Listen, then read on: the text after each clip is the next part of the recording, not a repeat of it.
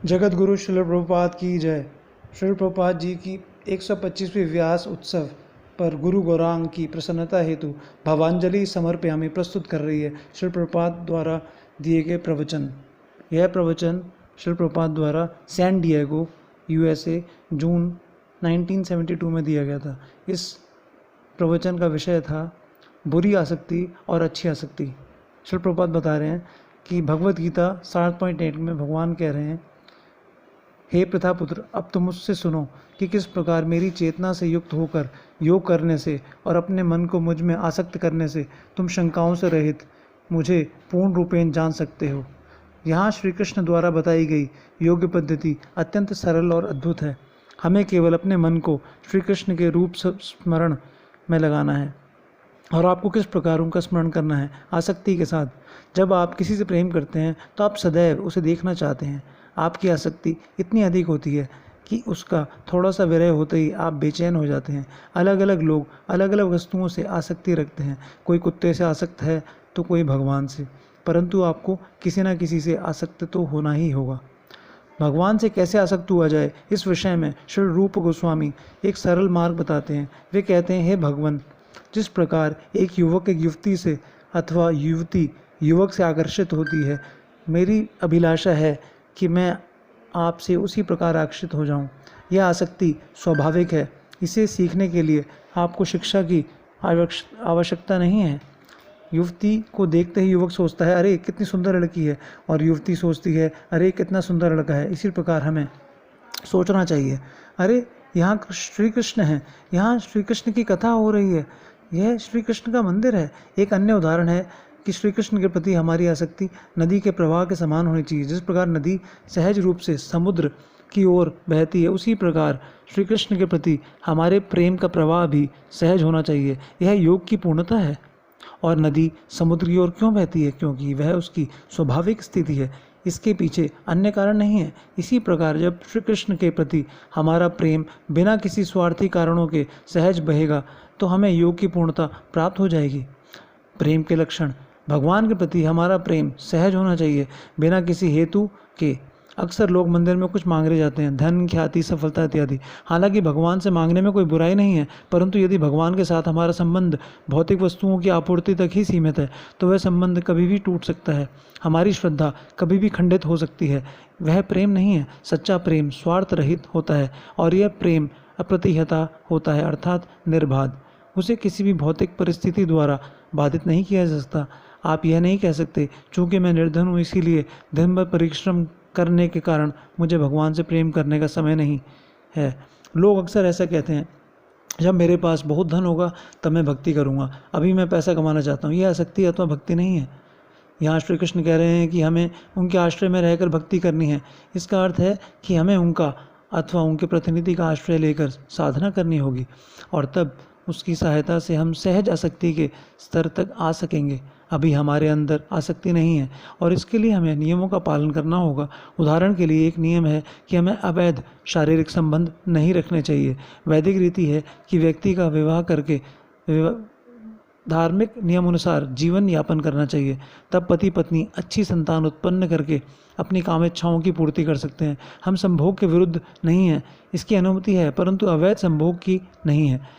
अवैध संग का अर्थ है कि आप संभोग के प्रति आसक्ति बढ़ा रहे हैं, श्री कृष्ण के प्रति नहीं, इसीलिए इसका निषेध है। इसी प्रकार मांस अथवा अंडों का सेवन, यह केवल जीभ से आसक्ति है।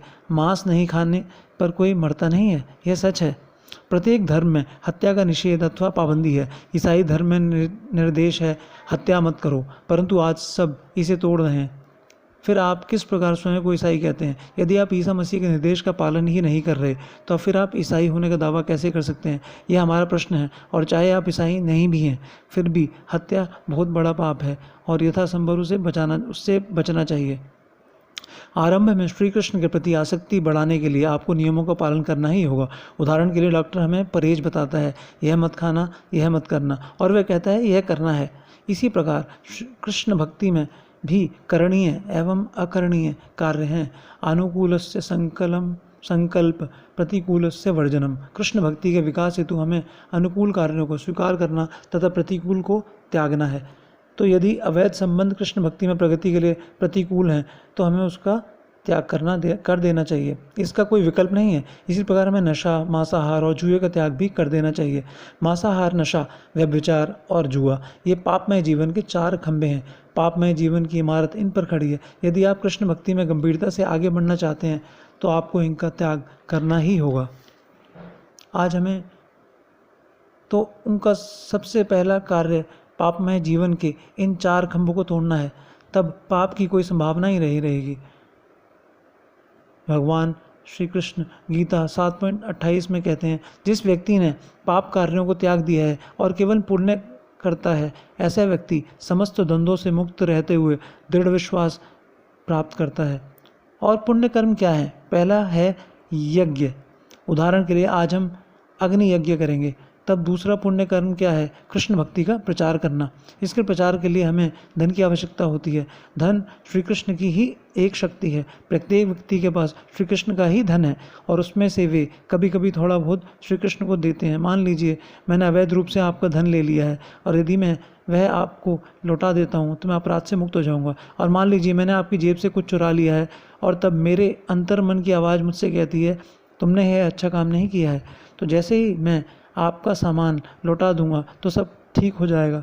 परंतु यदि मैं नहीं लौटाता तो मैं अपराधी बना रहूँगा और मुझे दंडित किया जाएगा। इसी प्रकार आज सबके पास श्री कृष्ण का धन और उसे न लौटाने के कारण सब अपराधी हैं, सबको दंडित किया जाएगा। इसीलिए हमें श्री कृष्ण के लिए यज्ञ और दान देना चाहिए। और फिर है तपस्या। तपस्या अर्थात स्वेच्छा से कुछ नियमों का पालन करना। अभी हम हर प्रकार के गलत कार्य कर रहे हैं, परंतु जब तक आप उन्हें नहीं छोड़ेंगे आप कृष्ण भक्ति को नहीं समझ सकते। यदि आप गंभीर बनना चाहते हैं तो आपको उन्हें छोड़ना ही होगा। अब भगवान के प्रति आसक्ति बढ़ाने का मार्ग क्या है? हमें श्री कृष्ण के प्रति अपनी आसक्ति बढ़ानी होगी। और किसी से हमारी आसक्ति तभी बढ़ती है जब हम उसका निरंतर चिंतन करते हैं। भगवत गीता 6.47 में श्री कृष्ण कहते हैं, योगिनाम अपि सर्वेषां मद्गतेऽन्तरात्मना समये मुक्तात्मो मतः। अर्थात जो अपने अंतकरण में सदैव मेरा चिंतन करता है वह सर्वश्रेष्ठ योगी है। यदि आप किसी से प्रेम करते हैं तो आप उसका चित्र देख देख कर उसके बारे में सोचते हैं। ब्रह्म संहिता में कहा गया है, प्रेमार्चन छुर भक्ति विलोचनेन संतः सदैव हृदयेषु विलोकयन्ति। भगवान को देखने के लिए हमें अपने नेत्रों को शुद्ध करना होगा और वह शुद्धिकरण तभी संभव है जब हम प्रतिदिन भगवत प्रेम रूपी अंजन अपनी आँखों में लगाएंगे। जिस प्रकार आँखों का रोग होने पर उसमें अंजन लगाना होता है, उसी प्रकार भगवान के निरंतर दर्शन के लिए हमें भगवत प्रेम रूपी अंजन को अपनी आँखों में लगाना होगा। तब हम श्री कृष्ण से प्रेम कर पाएंगे। अपने दैनिक जीवन के कार्यों को देखकर हम श्री कृष्ण से प्रेम करना सीख सकते हैं। यदि मैं किसी लड़की से प्रेम करता हूँ तो उसके फूल अथवा अन्य उपहार दूंगा।